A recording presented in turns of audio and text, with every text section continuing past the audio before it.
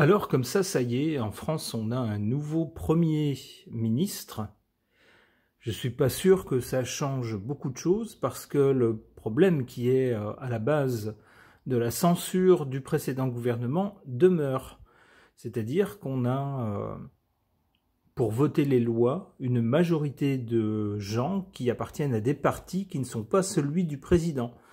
Et donc rejette facilement tout ce qui est proposé. Et puis le dernier rejet, ça a été le rejet du gouvernement dans son entier.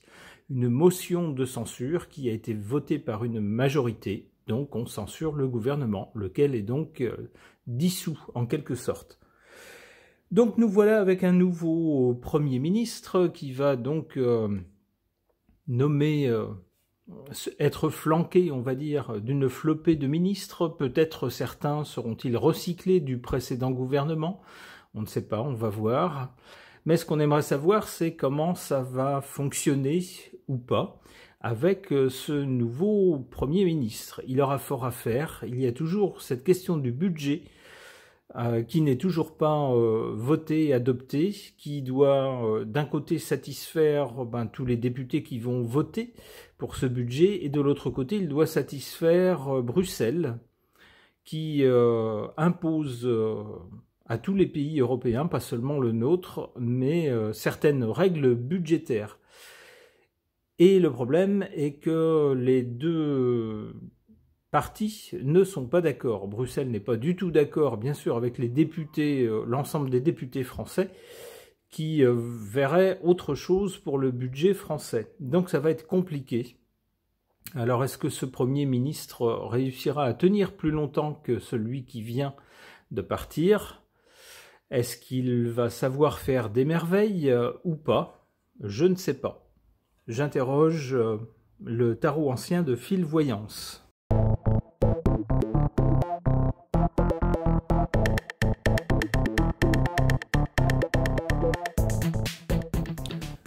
Alors, que suggèrent ces cartes au sujet de ce nouveau Premier ministre et le gouvernement qui va aller avec? Eh bien, contre toute attente, ce sont plutôt de bonnes cartes. À l'origine, ou du côté du passé, on a avec l'amoureux une hésitation. Une hésitation, un choix à faire, une décision à prendre, et puis on ne sait pas, on consulte les uns les autres. Ça pourrait refléter les quelques jours de flottement qui ont suivi la dissolution de l'ancien gouvernement, la chute de l'ancien gouvernement, et puis la nomination du nouveau Premier ministre. Sans doute celui qui nous gouverne a-t-il demandé aux uns et aux autres s'ils étaient intéressés par le poste. On sait que certains ont refusé. Sans doute s'est-il demandé qui était le candidat le plus approprié pour ménager la chèvre et le chou, plaire à la fois aux députés et à Bruxelles. Ça reflète bien ici, avec cette carte de l'amoureux, une sorte d'hésitation, de flottement avant de désigner quelqu'un.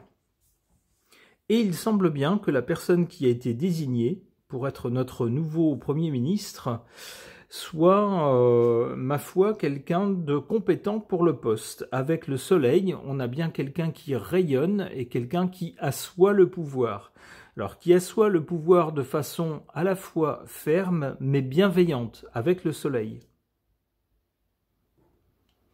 Ce qui devrait amener, par rapport à ce qu'on a connu dernièrement, un changement avec la roue de fortune. On va voir s'il faut bien interpréter ces cartes dans ce sens-là avec d'autres cartes du côté de l'avenir.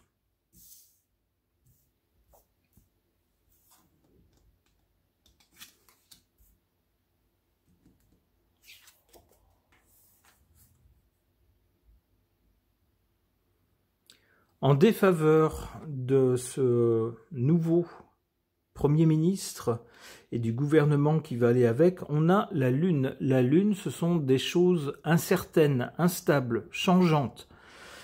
Des fantasmes aussi, des idées qu'on se fait et qui sont plus ou moins vraies. On pourrait y voir l'instabilité en fait du gouvernement, c'est-à-dire que depuis la dissolution de l'Assemblée nationale voulue par notre lumière céleste, les élections qui ont suivi, qui ont dégagé une majorité de gauche, suivie, si l'on regarde parti par parti, d'une majorité pour un parti d'extrême droite.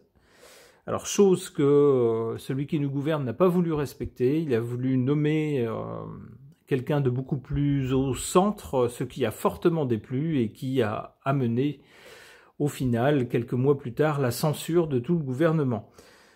Eh bien là, on risque de se retrouver un petit peu face à la même situation, c'est-à-dire qu'on a à nouveau quelqu'un qui est politiquement au centre, qui a été nommé. Eh bien, ça ne va pas plaire à tous les partis qui sont nettement à gauche, et ça ne va pas plaire non plus au parti qui est à l'extrême droite. D'où une certaine instabilité, une inconstance qui est très défavorable à la prise de décision. Pour prendre une décision, pour faire voter une loi, à chaque fois, il faut faire des compromis, il faut, pour s'assurer une majorité de vote, ou s'assurer que certains ne voteront pas contre, leur promettre des compensations en échange. Vous voyez, ce genre de choses, alors ça rend les choses vraiment difficiles et très instables, très fragiles.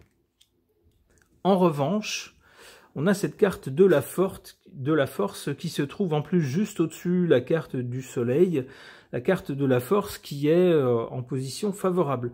On peut penser que le monsieur qui vient d'être nommé Premier ministre a en quelque sorte la force avec lui. Pourquoi? Parce que c'est, on pourrait dire familièrement, un vieux briscard de la politique. C'est pas un petit jeune qui découvre ce monde-là. Au contraire, c'est quelqu'un qui connaît bien tous les rouages du jeu politique, des institutions politiques.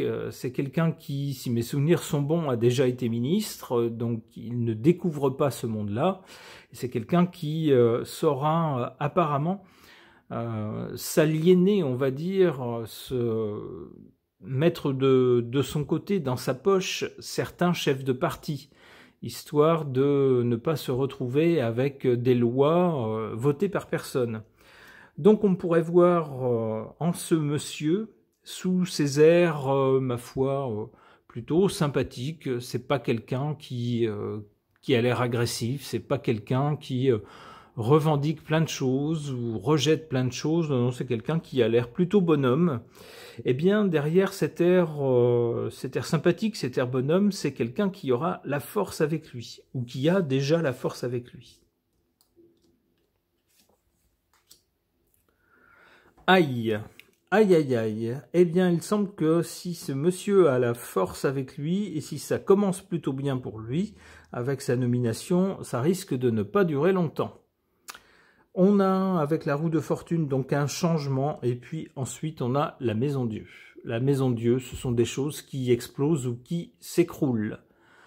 Bon, je ne vous fais pas de dessin, puisqu'il s'agit là d'un nouveau gouvernement. Eh bien, on peut penser que à moyen terme, même pas à long terme, alors pas demain, mais d'ici quelques temps, on a cette maison Dieu qui menace de faire à nouveau s'écrouler ce gouvernement. Alors, tentons de tirer une carte supplémentaire. Le monde. Alors, de deux choses l'une, soit cet écroulement pourrait venir d'une incapacité à respecter les critères de Bruxelles, puisqu'on a le monde, ça peut nous parler d'étrangers. Il peut s'agir de nouvelles aussi venant, par exemple, de chez l'oncle Sam, où des choses commencent à sortir concernant la crise sanitaire, ça pourrait être ça aussi. Qui viendrait heurter notre gouvernement ou certaines personnes de notre gouvernement, par exemple, ça pourrait être ça. Ça pourrait être aussi avec le monde le fait que ce gouvernement-là qui va prendre ses fonctions après la nomination du Premier ministre sera arrivé au bout de ce qu'il peut faire. Avec le monde, on a quelque chose qui arrive à son terme, en bien ou en mal. Ici, ça semble dire que ça va s'écrouler parce que le gouvernement nouvellement nommé presque, avec le Premier ministre, sera arrivé au bout de ce qu'il peut faire. Il ne pourra pas faire plus, donc il s'écroulera. Bon, eh bien c'est pas très engageant pour ce monsieur. Ok. Concernant notre nouveau Premier ministre en France et le gouvernement qui va aller avec, le nouveau gouvernement qui va aller avec, j'interroge mon oracle Béline augmenté.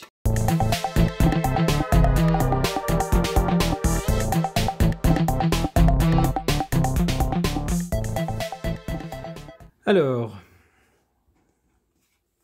du côté de l'origine ou du passé par rapport à cette nouvelle nomination, on a cette carte plutonienne des instincts. On peut dire que les partis politiques dont les députés siègent en France à l'Assemblée ont en quelque sorte laissé libre cours à leurs instincts de destruction, en censurant le gouvernement. C'est-à-dire, on a le pouvoir, on ne va pas se gêner pour l'exercer et pour faire tomber un gouvernement qui ne nous satisfait pas. C'est ce que je comprends avec cette carte des instincts. Du coup, on a un changement ici, au présent. Un changement avec un nouveau Premier ministre. Dans un avenir proche, on a avec cette carte de l'électricité, une carte uranienne qui nous parle de modernité, d'inventivité, d'essayer de trouver des choses nouvelles, des choses inédites, des choses plus modernes pour fonctionner. On peut penser que le nouveau Premier ministre va essayer de s'y prendre autrement, va tenter des choses nouvelles pour que ça fonctionne, pour ne pas être bloqué à chaque fois qu'il veut faire passer une loi.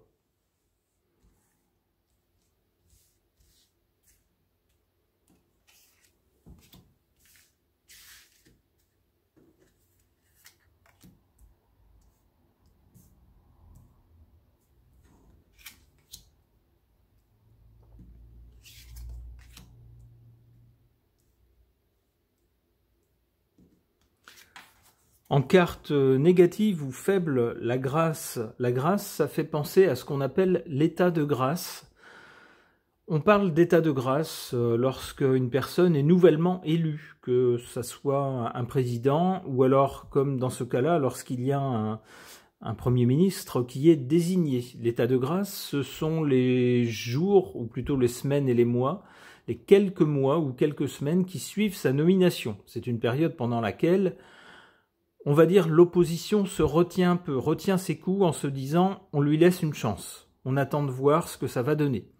Donc on essaye de ne pas être négatif et d'avoir un bon esprit, jusqu'à ce que cette personne nouvellement nommée ou nouvellement élue fasse ses preuves, commence à décider de certaines choses, entreprendre certaines actions, et puis là, ensuite, on commence à la juger. Et c'est là que l'état de grâce se termine.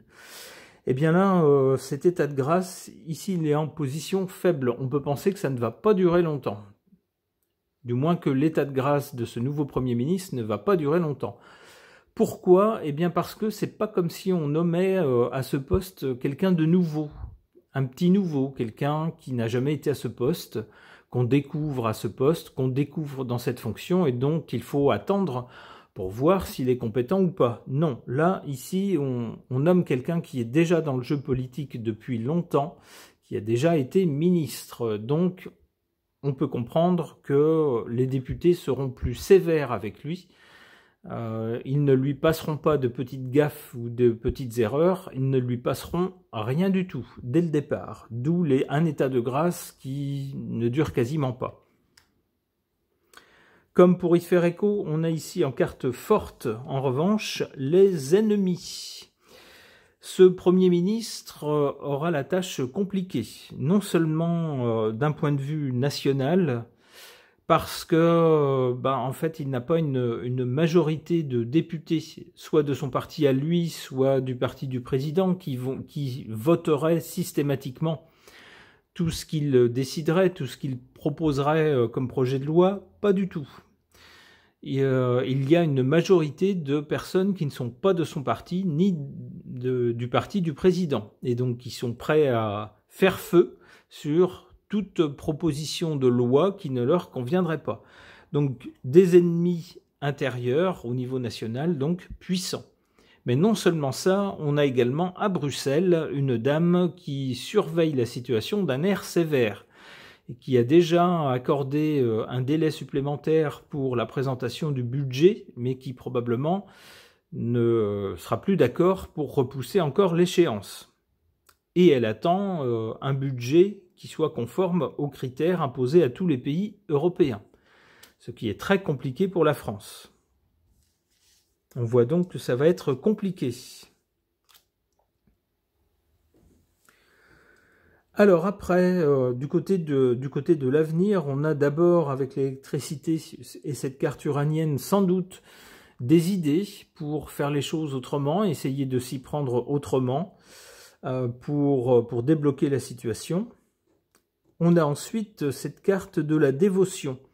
Alors la dévotion, on voit ici une infirmière, ça peut faire penser au système de santé en général, ça fait penser aussi, on voit ici avec cette personne âgée, aux personnes qui sont en position de faiblesse dans notre pays. On peut penser aux retraités, aux personnes âgées, aux personnes malades, aux personnes handicapées, mais également aux chômeurs, aux personnes qui se retrouvent sans emploi, j'allais dire sans ressources, ou avec très peu de ressources. Peut-être que le gouvernement va vouloir faire un geste, malgré une situation financière difficile, peut-être que le gouvernement va vouloir faire un geste pour toute cette population-là.